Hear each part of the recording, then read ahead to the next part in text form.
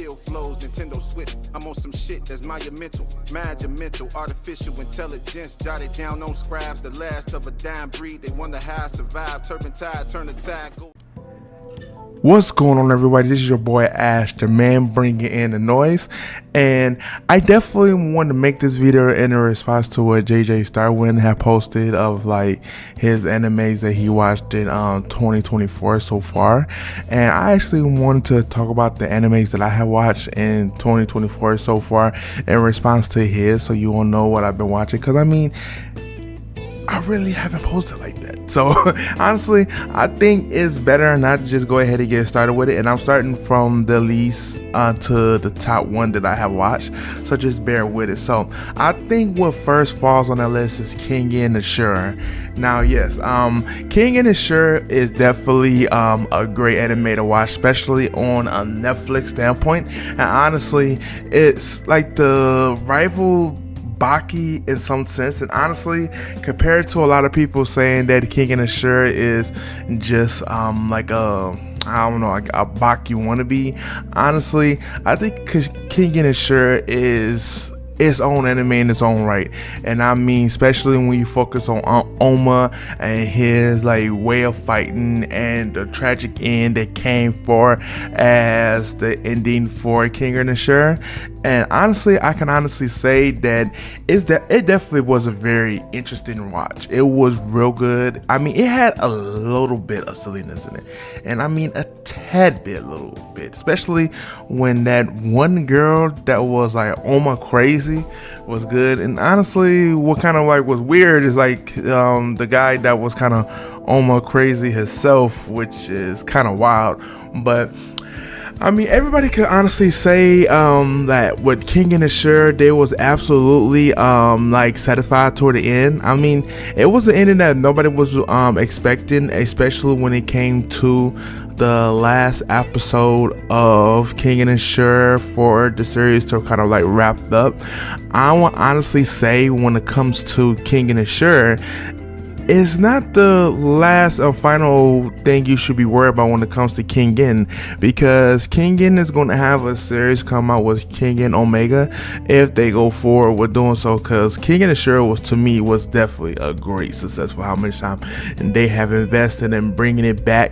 So with them doing that, I can honestly say if they was to do the next series in the Kingen series is the Kingen Omega, I will honestly say it will be very interesting to see, because King and Omega, I only read in like maybe like a few chapters of it, and honestly it looks to shape up, so that's something to look forward to. Now the next series, in which this one come out of the blue, like the way that I heard about this particular series, it was just by a few like YouTube like videos I was posted, and the way that they talked about the series, like how much they liked it.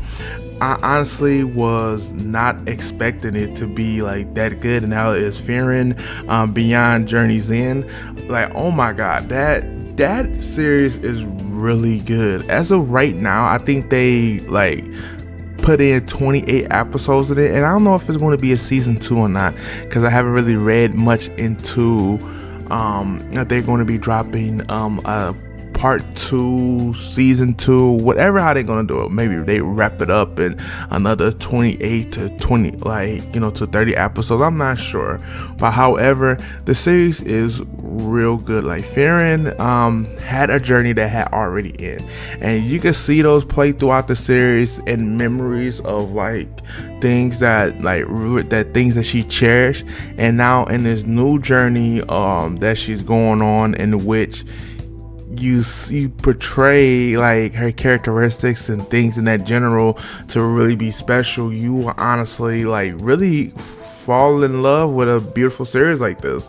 Like, honestly, it's only certain animes that I say that has that beautiful like stamp in there that really makes the series.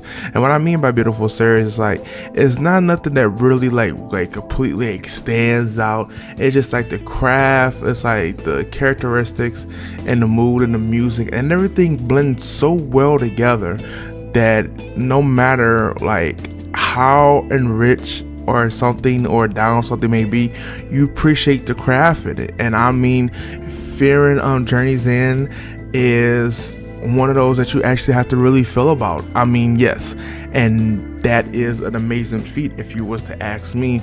So let me get into the next one. Now, these two honestly is like at the cornerstone of like what really, like where my time has been really invested into like watching as far as 2024 goes.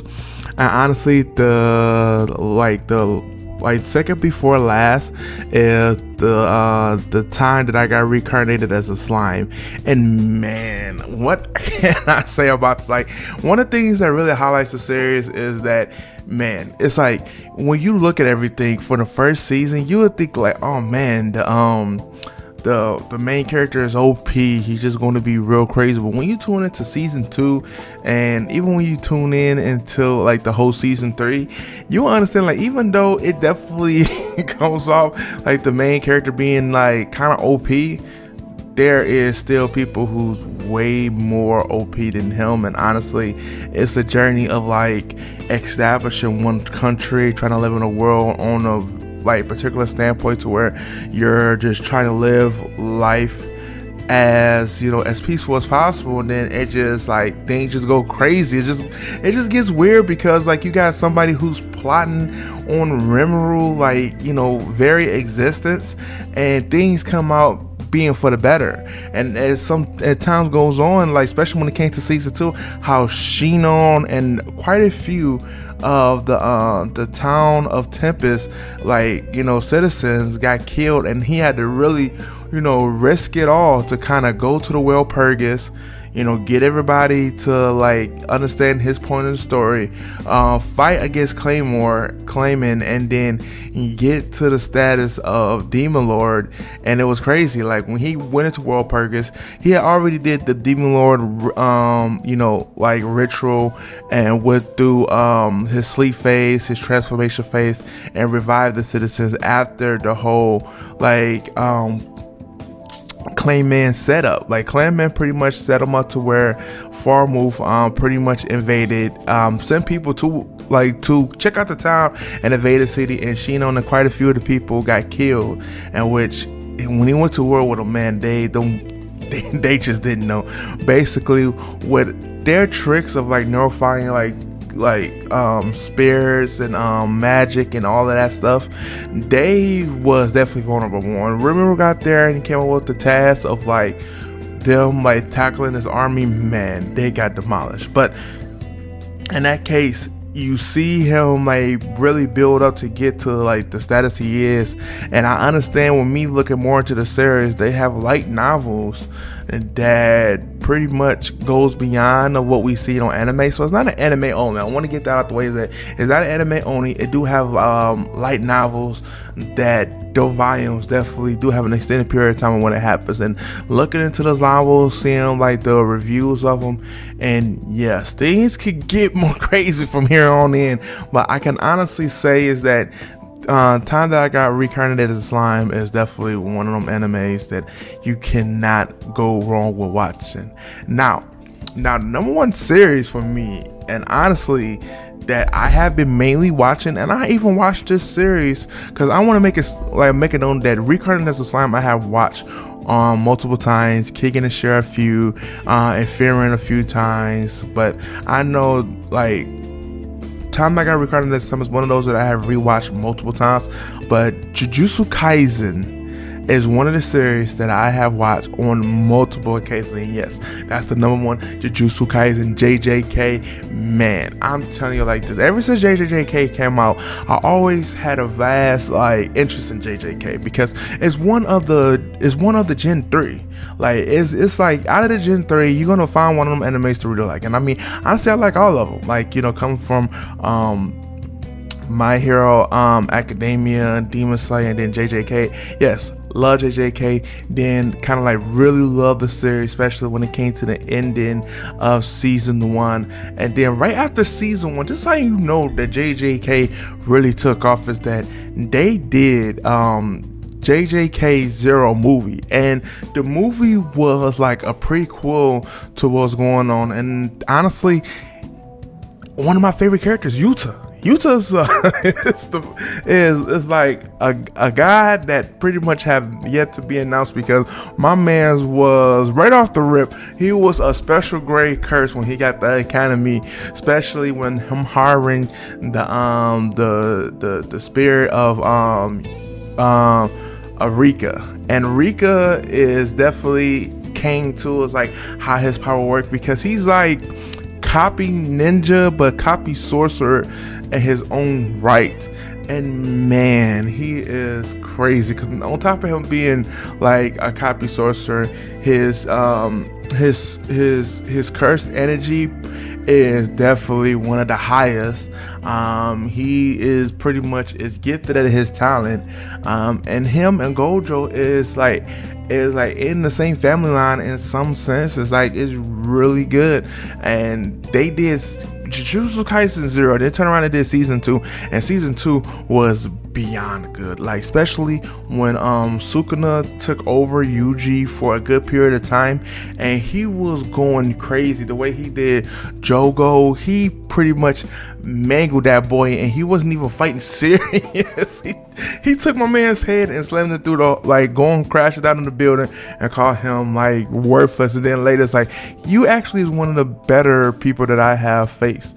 And stand out and stand proud and give him that whole speech, that speech from memory. And just to know that when they go into that little speech, that little area, and it's like, you already know the master kid in that. And then he's like, man, he was like, man, what is this, tears? And he was like, I couldn't tell you. And the next thing you see is that my man is burning. He's laughing, and he's burning alive. Like, that is some crazy scenario. And and it's like, when you following the manga for Jujutsu Kaisen 2, it's like, man, it's crazy, because I need not, as of this recording, is like one more chapter left for Jujutsu Kaisen, and we're not even sure if we're going to begin the part 2 of JJK, or it's just really going to just wrap it up and maybe like a long, like maybe like 30 chapters, like, you know, like close out, which I hope it's a part 2, because golly, there's so many questions, so many things that hasn't been answered yet, and I would definitely love to see. But man, it's like the JJK world is like so interesting, especially when you're talking about the things that Sukuna Kenjaku like did and everything, and everything is good. And honestly, that wraps up my 2014 watch so far, and this is like the highlights of my watch, like what I have been mainly watching, which I have been mainly invested, and I can't go wrong with this. I really can't go wrong with saying like these 4 animes have been taking the most time from me, and literally have been my main watches for a second. I have watched other animes, but these stayed at the top because these are the ones that got me more invested into watching, understanding the world that they live in, and everything is really good. Now, I want to thank you guys for definitely tuning in to this video. I appreciate it very much. If you haven't subscribe now. We definitely appreciate it. And you can leave a comment or two which ones that you guys watch the most, or maybe I hit a gem that I probably haven't yet to seen or anything. But other than that, you guys have a wonderful day. AshTheMan is out. Peace.